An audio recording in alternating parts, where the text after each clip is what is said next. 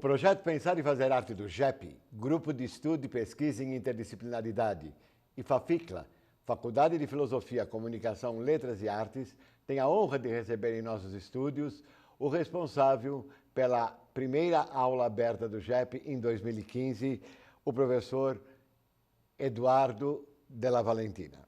Eduardo é professor universitário na Uniam, Universidade de Anhanguera de São Paulo, mestrando na área de adolescentes em conflitos com a lei, pós-graduado em Educação Especial e Inclusiva, graduado em Pedagogia e Educação Física. Eduardo também é autor de projetos esportivos e de lazer, material pedagógico, cursos e palestras sobre deficiência. Desenvolve trabalhos pedagógicos, esportivos e culturais para as pessoas com necessidades educativas especiais, atuando no ensino há 10 anos, como também realiza trabalho voluntário à pessoa com deficiência no atendimento domiciliar. Eduardo, Natália, é um grande prazer em recebê-lo em nossos estúdios para comentarmos o que ocorreu na nossa aula aberta no primeiro semestre de 2015 na PUC São Paulo. Muito obrigado, Cláudio. É um prazer estar aqui de novo e, com grande prazer, nós vamos conversar mais um pouquinho hoje. Isso, e nós tratamos na aula sobre inclusão, não é? Correto. A inclusão é um assunto muito discutido nos dias atuais. Assim, o que nós podemos dizer a respeito dela e sobre o conceito de inclusão. O que vem a ser inclusão? Porque todo mundo fala que é inclusão, inclusão, inclusão, fala que inclui e não inclui. Perfeito. Não é? Na verdade, nós podemos perceber ou avaliar a inclusão como um contexto, de forma geral, socialmente percebido em senso comum. Cientificamente é tratado de um jeito, categoricamente pela sociedade é tratado de outro. Nós deveremos ver a inclusão como um trato de igualdade, ou, na verdade, como equidade, quando nós vemos apenas como um ato de incluir alguém que a gente acha que tem necessidade de alguma coisa. O conceito de inclusão, ele tem que ser visto e percebido como um ato de incluir qualquer pessoa, seja deficiente ou não, seja negro, branco, amarelo, credo, religião, o que for, dentro de qualquer tipo de ambiente. Na verdade, dar oportunidade a qualquer pessoa, a qualquer cidadão, de fazer parte ou de sentir-se parte de algo. Quando, na verdade, nós temos o sentido de inclusão como uma palavra e não como uma atitude. E isso que nos falta. Então, o conceito de hoje em sociedade... Não é uma palavra oca. Exato. O Exatamente. conceito em sociedade devia ser atitudinal e não apenas conceitual. Palavras soltas, e sim ações feitas dia a dia por cada pessoa e não por profissionais especializados ou por instituições especializadas, mas pelas pessoas no cotidiano comum que tratariam esse público ou essas pessoas como um todo, na verdade, a humanidade de forma igual. Isso é inclusão. Remete ao humanismo e se remete à educação também. Perfeito. Né? Isso é educação. Nós não temos como falar de educação sem incluir a qualquer pessoa. Aquele aluno que tem dificuldade na sala de aula é um aluno inclusivo. O aluno que sabe muito na sala de aula, ele é inclusivo também, porque ao se destacar muito, ele pode sofrer perante os outros. Sim. E Sim. ao não ser os tão... extremos, né? Exato. Nós temos os extremos, mas os extremos são extremamente desiguais, porque a sociedade vê um como muito bom e ele é aparecido ou uma pessoa prepotente, e o muito ruim como aquela pessoa que não serve para muita coisa. Porque o que funciona, eu acho, Edu, nesse sentido, é a lógica do ou. A lógica do ou é a lógica excludente, eu acho. Ou isto ou aquilo. Ela é uma alternativa, Exato. não é?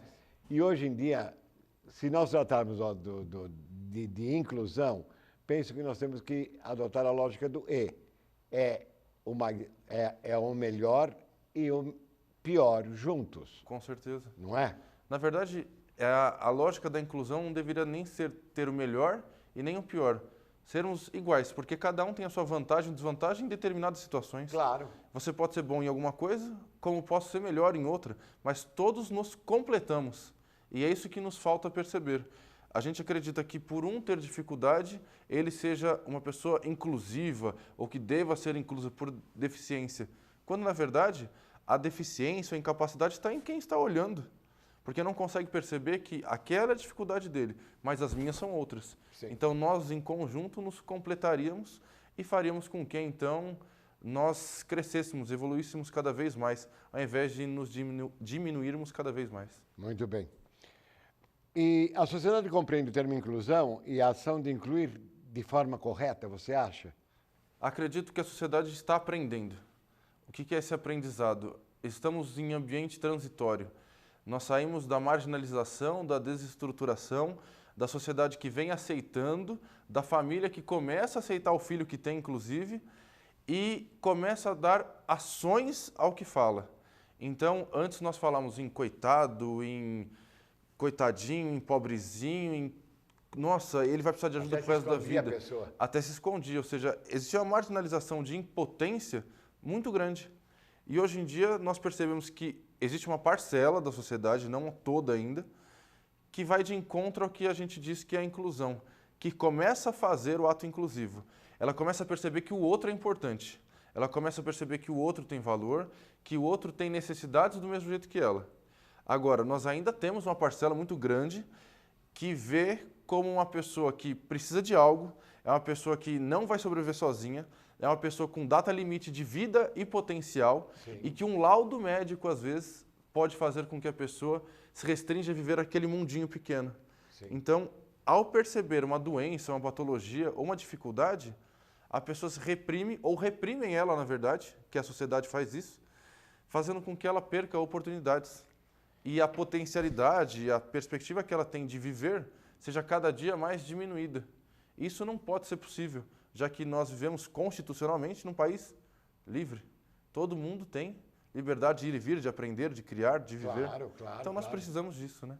Pois é, mas então por que a inclusão é percebida apenas voltada ao público chamado de deficiente? Porque foi uma palavra criada com a perspectiva e entendida pela sociedade por outra. Porque todo mundo que é dito normal, ou seja, que não tem deficiências graves, ou doenças ou deficiências perceptíveis, é tratado como uma pessoa normal, um aluno regular, uma pessoa comum. Já a pessoa que detém deficiências perceptíveis, a pessoa que tem síndrome de Down, a pessoa que tem deficiência intelectual, a pessoa surda, a pessoa cega, ela é vista com outros olhos, porque culturalmente os pais dos nossos pais criaram estigmas que vieram a nos retratar formas de pessoas que seriam incapazes de realizar algumas coisas. Então, quando se escuta o termo inclusão hoje em dia, você se remete historicamente e culturalmente ao que você já escutou. Que aquela pessoa tem que ser ajudada, que ela não tem competência ou não tem capacidade. Quando, na verdade, a pergunta que nós deveríamos fazer é: pergunta para ela se ela quer fazer, se ela tem capacidade ou se ela consegue. E não tenta dar a resposta antes disso. Porque nós nos limitamos a dar a resposta por ela. Claro. Quando, na verdade, quem tem que responder é ela. Tem, por exemplo, consegue ou não. Eu vou citar um exemplo comigo. Eu sou incapaz de desenhar. Eu sou incapaz de desenhar. Que não te torna uma pessoa deficiente. Não, nesse sentido, eu não me considero nada, porque eu não sou nada, não sou capaz de pegar e desenhar como determinadas pessoas. Quer dizer, mas eu sou capaz de desenvolver outras coisas. Sim. Que essa pessoa talvez não seja capaz de desenvolver tão bem quanto eu, como eu também não consiga desenhar como ele. Mas se eu relacionar uma perspectiva inclusiva, o ato, por exemplo, de você não conseguir desenhar hoje, não significa o ato de não conseguir no futuro. Exatamente. Então você pode não conseguir hoje, existe, mas a possibilidade de construção existe. Então, se eu tenho uma pessoa que a sociedade diz incapaz, se o laudo médico diz que ele é incapaz, será que ele é incapaz mesmo? Alguém parou para perguntar para ele ou é só a folha que diz isso? Porque se ele me mostrar que ele tem capacidade de construção, com certeza o maior deficiente da história sou eu, e não essa pessoa. E a escola, Eduardo? A escola tem um papel primordial. No meu ponto de vista e de diversos autores que publicam nesta área, é dito que a escola tem um papel de formação. O papel de formação para a vida. Significa, então, que a escola tem que tirar algumas perspectivas culturais erradas ou quebrar alguns paradigmas, mostrando para a população, para as crianças, jovens e adultos, que a escola é um ambiente que inclui, que trata com diversidade, diferenças, cultura. E como diz uma frase que eu li outro dia, a diversidade ou a diferença é um privilégio a todos. Como é um privilégio, significa que você aprende. A dificuldade te faz aprender, o conflito te faz aprender. Claro. Se a comodidade existe... E o erro de E o erro. Se você vive por comodidade, você não aprende. Não. Agora, se você tem uma pessoa sentada do seu lado que é tão boa ou tão ruim quanto você, você aprende. Se você tem uma pessoa do seu lado que te puxa ao aprendizado, você aprende. Se você tem pessoa que te questiona, que te levanta, que até te derruba, você aprende. Então a escola tem que mostrar que essas crianças que estão fora ainda da escola, que têm deficiência ou têm dificuldade apenas de aprender, que o lugar delas é ali. E que o pai e a mãe precisam entender que a escola tem que formar junto com eles.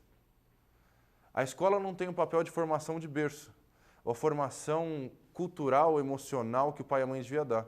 Então o pai e a mãe têm que trabalhar em conjunto com a escola com a sociedade, para quebrar esse paradigma da palavra, por exemplo. Educação é em inclusão casa. e educação. Pai tem que aprender que pai e mãe tem que aprender que educação é em casa. Exato. Não joguem isso como responsabilidade do professor, porque não é. Sim. Hoje em dia acabou sendo essa responsabilidade, porque o pai e a mãe trabalham o dia inteiro para poder sustentar uma casa e a criança é jogada na escola.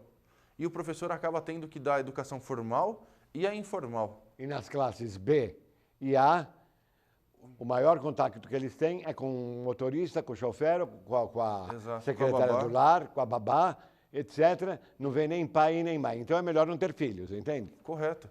E aí você escuta a frase socialmente adquirida, onde eu errei? Na sociedade existe realmente inclusão ou há ainda segregação? Nós temos a segregação. Por que nós temos a segregação ainda? Quando se fala em inclusão, se fala do ato de inclusão, você pega aquela pessoa que tem dificuldade ou deficiência e oferece tudo a ela. E esquece que desse lado tinham pessoas também sem deficiência, sem dificuldade. A inclusão não fala para incluir um e tirar o resto. Ela fala que, na verdade, se eu tenho 30 pessoas, não são 30 mais um. São 31. E são 31 que fazem tudo, são 31 que podem tudo, são 31 que são permissíveis a tudo. E que têm que cumprir as mesmas leis, inclusive. Ou seja, se eu tenho 31 e essa inclusão é para todos, então eu tenho que apenas administrar, ou, na verdade, formatar o processo. E não a igualdade. Você tem o direito. O processo a chegar em cada local pode ser diferenciado e adequado à sua necessidade. Claro. Agora, o direito é de todos. Então a gente fala que existe inclusão, mas na verdade nós estamos ainda em um processo de segregação obscuro, enclausurado pela palavra inclusão, que nos mostra que está sendo feita inclusão, quando na verdade nós separamos grupos ainda. Na sala de aula, se você perceber, nós temos grupos. Se você tem grupo dentro da sala de aula, você não tem grupo em sociedade. E ainda mais com essa cultura de que o deficiente é a dificuldade, ele entra no grupo para fazer parte, mas não para fazer trabalho, que é um problema. Sim, é um problema. Porque ele deveria fazer parte, não do grupo apenas, ele deveria fazer parte do trabalho, da pesquisa, da discussão, da crítica, quando na verdade significa crescimento. E a gente não tem isso. A gente tem um grupo, mas não significa que o grupo faz, significa que um faz, dois. Vamos acabar com o problema. Um, dois fazem, os outros empurram. Exatamente. Não é verdade? E os outros empurram. Encontramos no dia a dia vários lugares com propostas inclusivas. Há inclusão mesmo? Alguns lugares tentam se adaptar. Nós temos exemplos das escolas que têm os projetos de acessibilidade, que têm rampas, banheiros adaptados. Agora nós temos profissionais especializados dentro de escolas. Nós temos também a leitura em braille, livros em braille, Sim. intérpretes de Libras. Nós temos várias manifestações já inclusivas. O problema é que isso ainda está pobre. Por que pobre? Não atende à demanda de pessoas com necessidades educativas especiais dentro de um estado ou dentro de um país como o nosso. Falta ainda, como precursor ou como iniciativa da sociedade, a própria formação do indivíduo universitário nessa área. Sim. Então, se houver mais formação, mais interesse pelos professores ou pelos profissionais de qualquer área, na verdade, por este intuito, que é trabalhar com esse público, nós teremos uma demanda inclusiva melhor. Porque aí o prédio, ao ser construído, será questionado a pessoa com deficiência ou ela mesma constrói o prédio. Porque, na verdade, a gente fala assim, construir uma rampa para o cadeirante. Mas alguém colocou o cadeirante lá antes para ele testar se a inclinação está boa para ele? Para ele, não é? Ou se adequa à maioria das pessoas com deficiência? E mesmo sem deficiência, quer dizer, é mais confortável. Exato. Uma rampa Perfeito. enorme. Até para as pessoas sem deficiência. É melhor escada ou rampa? É rampa. Se é rampa melhor para todo mundo, então faça rampa de uma vez. Agora, como não existe o questionamento, existe a obra. E a obra não significa função. Muito bom. E a atitude que nos falta é exatamente dentro do conceito. A sociedade não muda porque a mudança gera reflexão. E a reflexão gera conflito. E já que existe conflito... cansa. Exato. Pensar Cansa. cansa. E o conflito tem que gerar nova formação. E aí nós temos que discutir. A educação tem que formar, não tem? Mas para formar eu preciso ter um aluno também interessado em se formar. Se ele está interessado em se formar, o leque de oportunidades é dado. Este que nós estamos discutindo aqui é um deles, que faz com que a sociedade mude e a gente tenha mais vantagens para se viver melhor. Você que trabalha com isso diretamente, né? Com a pessoa com deficiência. Com pessoas com deficiência, o que você vê em retorno de tudo aquilo que você lê teoricamente e praticamente, o que você vê de retorno na vida dessas pessoas com necessidades especiais? Eu posso te falar da seguinte forma. A teoria e prática. Na teoria, a literatura nos mostra todos os conceitos, as características, as propostas, que nem sempre vão de encontro à pessoa. Por quê? Nós temos uma pessoa ali chamada ser humano, entre aspas, que detém as suas peculiaridades. Então, a teoria me mostra uma base. A prática me mostra o conflito com a teoria, que me mostra exatamente o quanto essa teoria precisa crescer. Dentro desses anos trabalhando com as pessoas com deficiência, que eu já trabalhei, crianças, adultos e já idosos também, eu tenho a perspectiva que qualquer resultado que eu gere é muito gratificante, porque um dedo que se mexeu a mais do que deveria gerou um sorriso, uma aprendizagem emocional, tanto para a pessoa quanto para mim, que gerou uma vontade de viver. Isso é maravilhoso, não é? E é isso que eu falo para você que motiva. Por que motiva? Você ter uma criança com deficiência intelectual que não vai conseguir ter o seu raciocínio reestabelecido, mas ele consegue estabelecer funções para viver melhor, é muito mais gratificante do que você apenas ler para você ou saber para você. Fazer com que o outro faça isso é muito melhor do que você fazer para si. E eu acredito que é essa vontade que a gente tem que ter a cada dia. E é isso que eu aprendi. Você fazer com que a pessoa levante uma mão, consiga sair do joelho para a pontinha do pé, que expresse uma palavra, que fale que hoje ela viveu um dia inesquecível, é muito melhor do que qualquer coisa que eu já vivi. Isso é uma satisfação que não tem medida, é incomensurável. Sim. Incomensurável. E a minha última pergunta seria uma pergunta muito que mexe comigo, muito. Na interdisciplinaridade, nós falamos em categorias para o saber ontológico, isto é, o diálogo, a parceria, a provisoriedade, o desapego e o respeito. Sim. Essas 5 categorias também, se não bem equilibradas, tornam a pessoa deficiente. Com certeza. E esse deficiente psíquico, vamos dizer assim, que não se coaduna com o ser que a gente espera criar, é construído também pela própria interação e pelo próprio diálogo. Mas há pessoas também que não aceitam e se tornam muito deficientes em relação à comunicação com outras pessoas. O que você acha desse tipo de deficiência? Que é a mais comum entre aspas, normais, não é? Como a gente discutiu antes, até de maneira informal, no mundo de hoje, no mundo da agonia que a gente tem, dessa discussão irrelevante que a gente tem de muitos assuntos que nos levam a brigas e não a resoluções, a soluções. Isso. Falta apenas a gente desconstruir o caráter de ignorância que o ser humano está tendo ultimamente e criar novamente tolerância e diálogo. Mostrar para o outro o quanto é importante dialogar, mas diálogo significa via de mão dupla, né? Por isso é Sim, Se é claro. um diálogo, se existe então a perspectiva de crescimento, o ser humano que se torna deficiente por não querer escutar, ele está optando por ser uma pessoa cada dia mais ignorante. Sim. Ignorante no sentido de não querer viver melhor, não querer escutar o outro para ser melhor. Nós muitas vezes nos perguntamos, poxa, mas se conselho fosse bom, eu não dava, eu vendia, não é esse ditado? Mas na verdade o conselho nós devemos dar para nós mesmos. Porque muitas vezes eu te falo uma coisa, mas dificilmente eu a cumpro. Então, quando eu tenho diálogo com você, eu consigo chegar à solução ou resolução de um problema que muitas vezes é meu. Claro. E eu tentei apontar, na verdade, uma deficiência sua.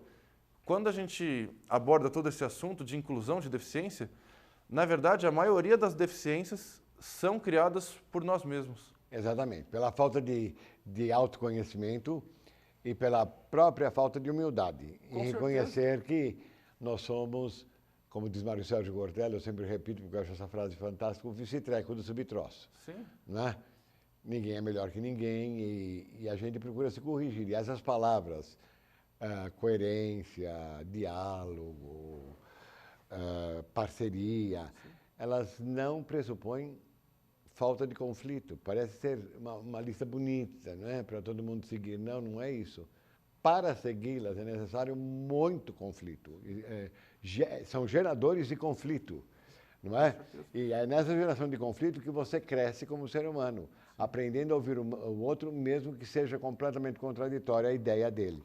E eu acredito que no nosso papel enquanto professor, eu acredito fielmente em uma frase que foi dita para mim na graduação, há 12 anos atrás, por uma professora que eu me espelho muito, e ela falou assim: ser professor não é ensinar, é aprender. Se é aprender, significa que o seu aluno que te ensina todo dia, te ensina a falar melhor, te ensina a estudar, te ensina a crescer, te ensina a levantar ele todo dia. E não faz com que você fale mais bonito ou tenha uma coerência melhor dentro dos seus estudos. Pelo contrário, ele te dá a mão todo dia para mostrar assim: professor, você tem a chance de realmente aprender novamente comigo, porque eu sou um ser humano e sou diferente do que já passou no ano anterior. Nós somos todos diferentes e vamos aprender. É essa via que eu acredito que nos falte. E para você, como última pergunta, o que vem a ser inclusão? Inclusão, para mim, é tratar o outro de forma equite. É dar oportunidade, possibilidade para tudo. É eu falar para você, pode parecer hoje insensato da minha parte falar isso, mas eu acredito. O cego enxerga hoje em dia? Todo mundo vai falar, o cego não enxerga. Eu conheço vários cegos que enxergam, mas não enxergam com os olhos, enxergam com o sentimento. Claro. E inclusão para mim é isso, é você não limitar o conceito de nada ao rigor da palavra. É você colocar a pessoa à frente e falar para ela, faça. E aí nós vamos potencializar as suas ações, porque incluir significa oportunizar. Então a oportunidade dada é um benquisto que ninguém vai tirar de você. É um benquisto que ninguém vai tirar de você. E por que a escola tira? A escola tira porque, historicamente, nós somos seres humanos, não é? Culturalmente, você aprendeu e aprendeu, coisas que você escutou e não criticou. Será que a gente não precisa reformar o nosso interior, como dizem alguns autores, uma reforma íntima? Reforma do pensamento. Uma reforma do pensamento. Como diz Morin. Como uma maneira de novamente nos instruir para lidar com o ser humano? Porque o conteúdo teórico, o conteúdo formal, nós buscamos. Agora, o conteúdo de vida precisa ser criado e praticado. É por isso que na interdisciplinaridade brasileira, Ivani Fazenda inclui o saber ontológico, que é o saber que se refere ao ser humano. Isto é, quais são as categorias que devem preencher ou que devem ser requisitos para uma boa ação pedagógica ou para um bom viver. Não existe grande diferença entre ação pedagógica e ação de vida. Mas humana, tem que ser humana acima de tudo. Exatamente, porque tem que ser humano, entende? Relação pai e filho, pai, família, sociedade, escola, família, professor. Quer dizer, todos de mãos dadas, entende? Todos Devemos ser redundantes, né? Todos devemos ser seres humanos. ser seres humanos, exatamente. E é isso que nos interessa. Agora, é maravilhoso falar de inclusão, foi maravilhosa a aula, meus parabéns. Obrigado, E o que eu gostaria de falar é que eu estou na trilha de incluir, porque às vezes eu me acho muito, que eu excluo muito pela minha maneira de ser. Mas eu procuro me corrigir. Eu acho que essa mudança é muito lenta. Falar assim, não, você está excluindo, você não está sendo... É a primeira atitude que devemos ter, não é verdade?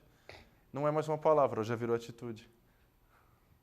E quando vira atitude, eu acho que é o começo numa volta. Você começa a fazer isso como um exercício interno para o seu autoconhecimento. Você muda isso dentro de você a fim de ter uma convivência melhor com o outro. Você Seja esse constrói. outro com Quem for. qualquer espécie de deficiência, porque eu tenho várias deficiências. Com certeza. Não é todo mundo tem altas deficiências e ninguém nota. Não é todo mundo fala que é deficiente somente porque não é como a gente, normalzinho. Pelo amor de Deus, ser normalzinho. Normal é o mais deficiente. Não, é o mais deficiente de todos. Não, eu preciso do Deming, eu preciso do louco, eu preciso do Com certeza. Somos limiares. polipolaridade, entendeu? Quer dizer, essa não é bipolar, é poli. Com certeza. Polaridade, Precisamos ser entende? Quer dizer, vários. porque realmente nós precisamos dessa fase para criar, para dinamizar, não é? Claro, com um pouco de razão, um pouco de cabeça, um pouco de um pouco de razão Equilibrando é as necessário, psiques. não é? Edu, eu gostaria de agradecer muitíssimo a sua presença, muito obrigado, parabéns mais uma vez pela aula. Obrigado. E gostaria de agradecer ao telespectador pela sua audiência. Muito obrigado.